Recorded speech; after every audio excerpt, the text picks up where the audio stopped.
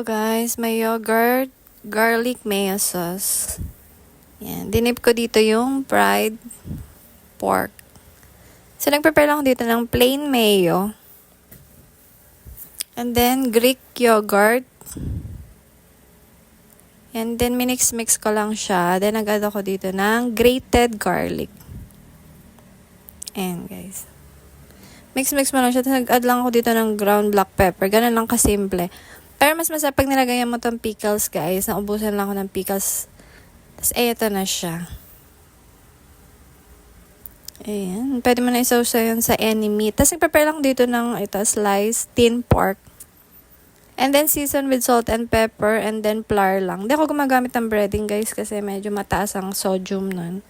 So, ganyan lang ako magprito para yan, hindi masyadong maalat.